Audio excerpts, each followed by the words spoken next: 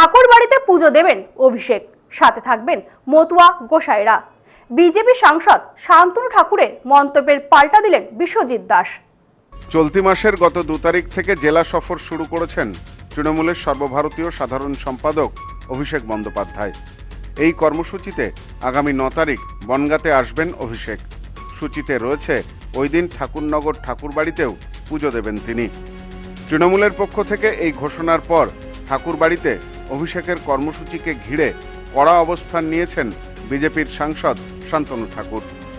নিরাপত্তার কথা বলে বাড়তি পুলিশ এনে ঠাকুরবাড়ি স্তব্ধ করে দিতে চাইলে অভিষেককে পুজো দিতে দেওয়া হবে না বলে সরাসরি হুঁশিয়ারি দিয়েছেন তিনি। গত রবিবার অশোকনগরে দলীয় কর্মসূচিতে অংশ নিয়েও নিজের দাবিতেই অনড় থেকেছেন তিনি।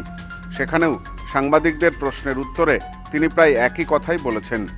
ওইভাবে যদি ওরা আসতে চায়, ওদের পুজো দিতে দেব না। নর্মালি এসে পুজো দিলে সে কোনো ব্যাপার নেই, পুজো দিয়ে বেরিয়ে যাবে, কোনো ব্যাপার নেই। ওনার যে কজন গার্ড আছে সেই কজনকে অ্যালাউ করবে না, গার্ড সে নিয়ে আসুক, বাইরে দাঁড় করিয়ে রাখুক না গার্ড। ঠাকুর বাড়ি নাকাবন্দি করার কি আছে?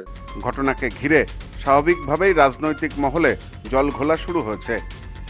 ইতিমধ্যেই ঠাকুরবাড়ির মমতা ঠাকুর পন্থীদের পক্ষ থেকে জানানো হয়েছে, অভিষেকের কর্মসূচিতে বাধা দানের চেষ্টা করলে তার ফল ভালো হবে না। বিষয়টি নিয়ে এর আগেই প্রতিক্রিয়া দিয়েছেন মমতা ঠাকুর নিজেও।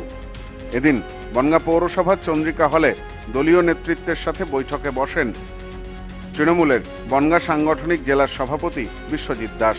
সেখানে এ প্রসঙ্গে শান্তনু ঠাকুরের নাম না করে প্রতিক্রিয়া দিয়েছেন তিনি বলেন, আগামী 9 তারিখ আমাদের সর্বভারতীয় সাধারণ সম্পাদক আসবেন। ঠাকুরবাড়িতে মমতা ঠাকুরকে দায়িত্ব দেওয়া হয়েছে, আমাদের লোকেরাও থাকবেন। ওই দিন জননেতা অভিষেক বন্দ্যোপাধ্যায়ের সাথে মতুয়া গোসাইরাই থাকবেন বলে জানান তিনি।